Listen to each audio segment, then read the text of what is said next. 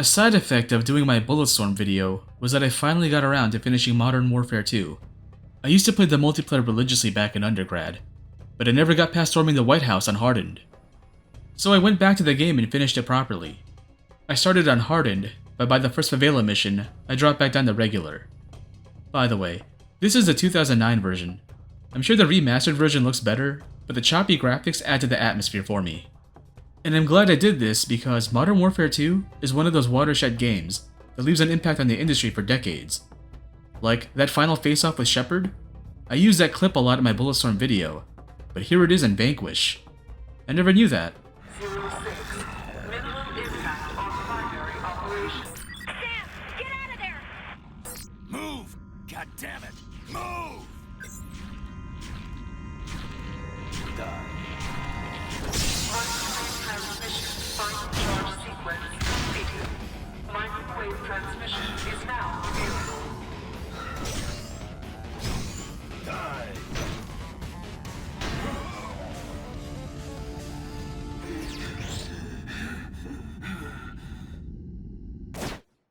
The other thing that I wanted to do was go back to No Russian and see if it affected me the same way it did the first time I played it. I don't know if I can explain to someone who didn't grow up during that time how much No Russian mind-freaked everyone. Look up No Russian on YouTube and scroll down past all the remaster comparisons and Navy SEALs React videos, and you'll find a documentary on the No Russian controversy as well as Fox News pundits scaremongering over it. A popular new video game actually allows you to be a terrorist and kill people.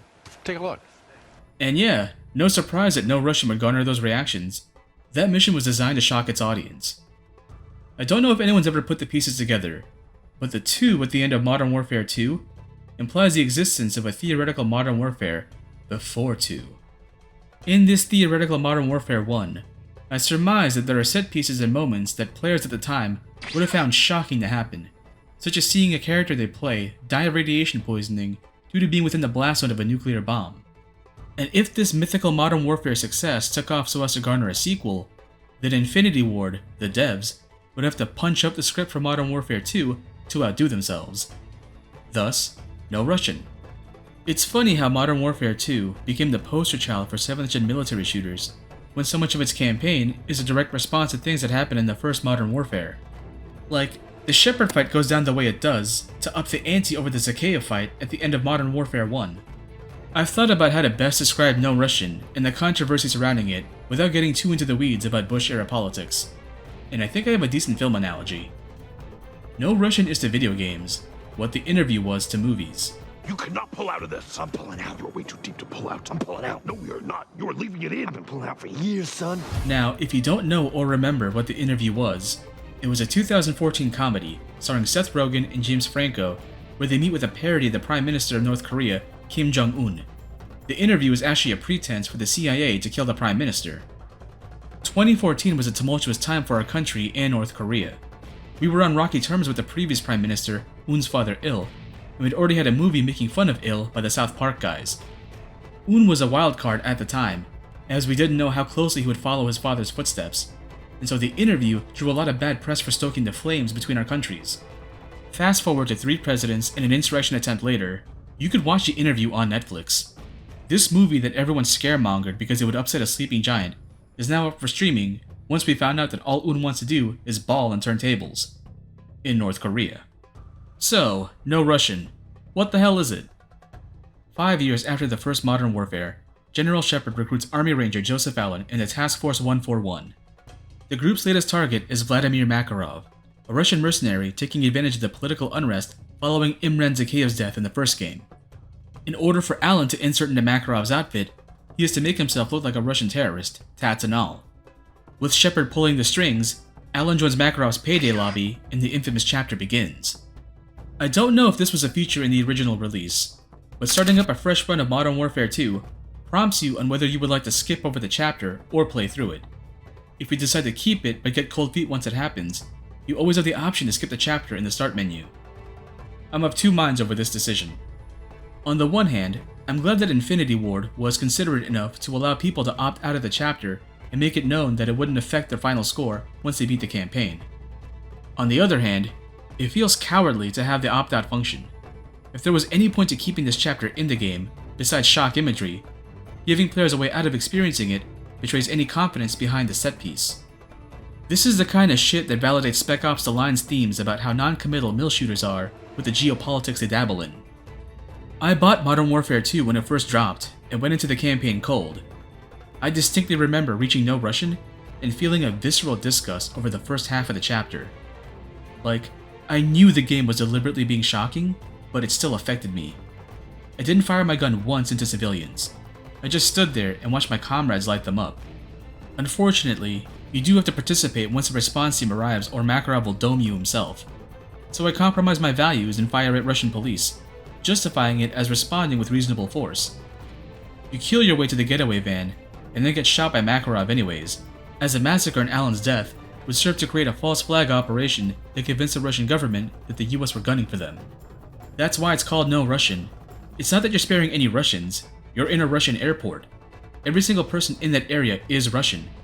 Makarov is telling his team not to speak any Russian or else they'll ruin the plan. Everyone knows this now, but this went over all of our heads at the time, mine included. So, past me was disgusted by the set piece. Current me? I see it for what it is now. I still didn't fire into civilians. I take that as some twisted form of pride. But I also didn't gawk at NPCs doing very convincing death animations while Makarov's boys double tap them. I'm not into misery porn. That's why I haven't played The Last of Us 2 yet. Instead, I went around and looked at all the stores. I'm surprised at how many books they use as references for the models, and the game still has time to be cute and foreshadow the next chapter with a single kiosk.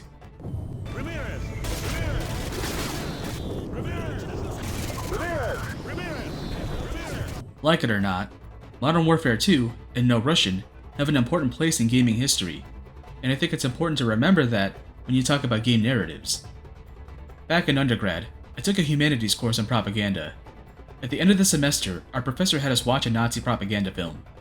Like, this was made by Nazis to convince other Germans that Jewish people were the source of all their problems. And my professor's point in making us watch this was to understand that you have to expose yourself to propaganda in order to understand when someone is using propaganda to manipulate you. It's like inoculating yourself with a vaccine to resist a virus. Taking creative liberties with his rhetoric and methods, I think it's important to expose yourself to instances of shock imagery by games in order to understand when other games are trying to get a visceral reaction out of you by way of shock imagery, provided you can stomach the content. Remember that one game where you had to carve off someone's face to solve a puzzle? That got our attention for a while, and then complete radio silence after the initial wave died down. How about that FPS that has a fisheye field of vision to resemble bodycam footage? You have no idea how many people on Twitter were decrying propaganda and overlooking the fact that the tech was pushing new boundaries when it came to verisimilitude, now that the graphics race has hit a bottleneck.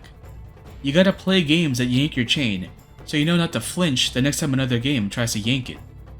That's No Russian's legacy for me. It's a set piece that got the attention it wanted, and then some. Just like how I think Spec Ops gets blown up to be more than it is, I think No Russian was built up as being something sinister and not just a video game equivalent of an exploitation film. I wonder how much of the blowback over that chapter was due to people like me not finishing the game, because the credits had this cute montage of the cast of the game being treated as moving wax models that the dev team placed in mini exhibits for the game's key locales. I feel like this was Infinity Ward admitting that this whole thing is one big popcorn movie, and we shouldn't take what we see in it as an attempt at realism, including No Russian. I'll end this video with a quote from the man of the era himself. There's an old saying in Tennessee, I know it's in Texas, probably in Tennessee, that says, "Fool me once, shame on you." If fool me, we can't get fooled again.